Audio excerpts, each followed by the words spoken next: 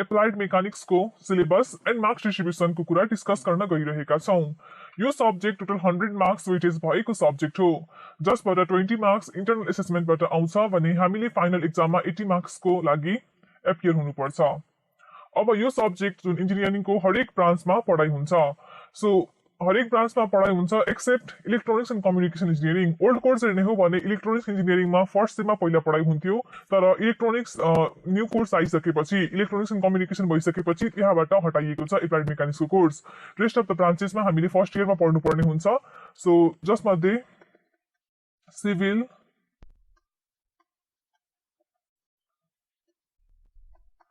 Geometrics र mechanical इन्जिनियरिङमा हामीले सिभिल इन्जिनियरिङ, जियोमेट्रिक्स इन्जिनियरिङ र मेकानिकल इन्जिनियरिङमा सेकेन्ड सेममा पढ्नुपर्छ एप्लाइड मेकानिक्स, र बाँकी सबै ब्रान्चेसमा यी तीनटा ब्रान्चेस बाहेक बाँकी सबै ब्रान्चेस अफ इन्जिनियरिङमा हामीले फर्स्ट सेममा यो सब्जेक्टलाई पढ्नुपर्ने हुन्छ र इलेक्ट्रोनिक्स एन्ड कम्युनिकेसनबाट यो कोर्सलाई हटाइसकेको छ। अब हामी यो कोर्सको बेसिक अब्जेक्टिभको बारेमा बुझौँ। सो बेसिक अब्जेक्टिभ यसको के हो त? To provide basic knowledge of engineering mechanics to the students of all branches of engineering. So हामीलाई इन्जिनियरिङ स्टुडेन्ट्सहरूलाई जुन मेकानिक्सको बेसिक नलेज हुन्छ त्यो प्रोभाइड गर्नु नै एप्लाइड मेकानिक्स कोर्सको बेसिक अब्जेक्टिभ हो।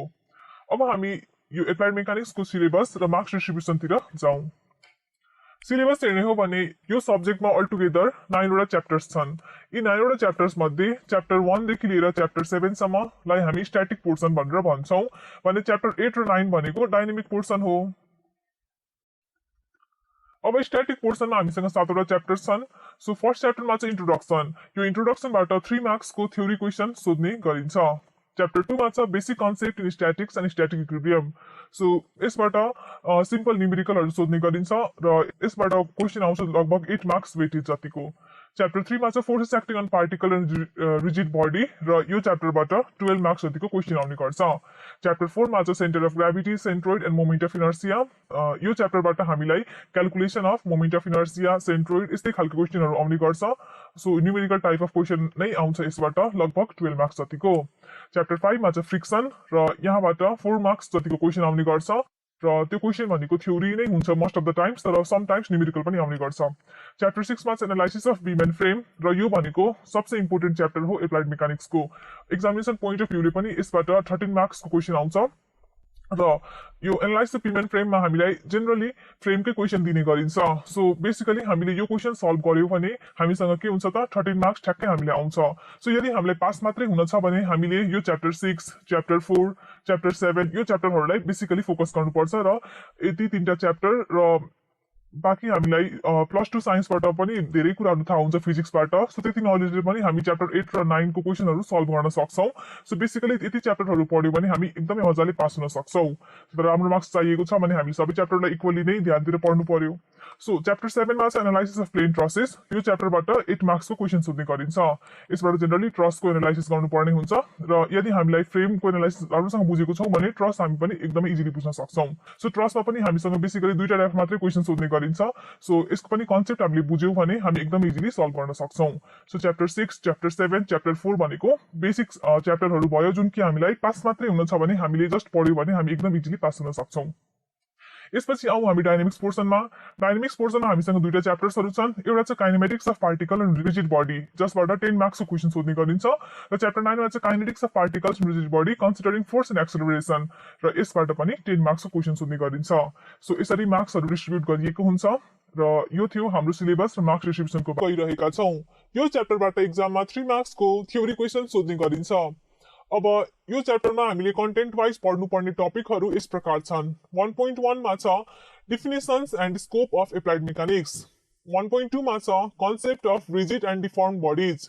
1.3 मा छ fundamental concept and principle of mechanics, that is Newtonian mechanics. अब definition and scope of applied मेकानिक्समा हामीले बेसिकली एप्लाइड मेकानिक्सको डिफिनेसन र हामीले हरेक इन्जिनियरिङको हरेक फिल्डमा यो एप्लाइड मेकानिक्स सब्जेक्ट पढ्नुपर्ने हुन्छ। सो किन चाहिँ हामीले पढ्नुपर्छ, यसको स्कोप के छ, यसको बारेमा थोरै कुराहरू डिस्कस गर्छौँ। 1.2 मा छ concept of rigid and deform bodies, जस अन्तर्गत हामी रिजिड एन्ड डिफर्मेबल बडिजका बारेमा पढ्छौँ, यिनीहरूको डिफरेन्सेसको बारेमा पढ्छौँ, र बिहेभियरको बारेमा पढ्छौँ। त्यसपछि 1.3 मा छ fundamental concept and principle of mechanics. So यसभित्र हामी अब एप्लाइड मेकानिक्समा हामीलाई चाहिनु पर्ने जान्नै पर्ने 6वटा बेसिक प्रिन्सिपलहरू छन्। ती प्रिन्सिपलहरूको बारेमा डिटेलमा हामी 1.3 fundamental concept and principle of mechanics भित्र पढ्नेछौँ। अब आजको भिडियोमा हामी 1.1 definition and scope of applied मेकानिक्सबाट सुरु गरौँ। Applied mechanics is a basic subject that deals with the study of bodies at rest or in motion. So यहाँ bodies at rest or in motion भनिएको छ भनेपछि यसले bodies कि त रेस्टमा कि त मोसनमा दुवै खालको बडिजलाई यसले स्टडी गर्छ। कतिखेर त when these bodies are subjected to external mechanical disturbances। अब यहाँ external mechanical disturbances भनेको छ फोर्स, मोमेन्ट्स, डिस्प्लेसमेन्ट्स, कुपल्स एक्सेट्रा। भनेपछि कुनै पनि बडीमा चाहे त्यो रेस्टमा होस् चाहे त्यो मोसनमा होस्, यदि हामीले सर्टेन फोर्स मोमेन्ट केही एप्लाई गरेपछि त्यसले सर्टेन एउटा आफ्नो बिहेभियर देखाउँछ र हामीले त्यही बिहेभियरको प्रपर स्टडी गर्छौँ यो एप्लाइड मेकानिक्स भन्ने सब्जेक्टमा। अब यदि बडीहरू रेस्टमा छ भने यसको स्टडी हुन्छ एप्लाइड मेकानिक्सको एउटा ब्रान्च जसलाई हामी भन्छौँ स्ट्याटिक्समा। बडिजहरू मोसनमा छ भने हामी त्यो बडिजहरूको स्टडी गर्छौँ अन्डर डाइनेमिक्स।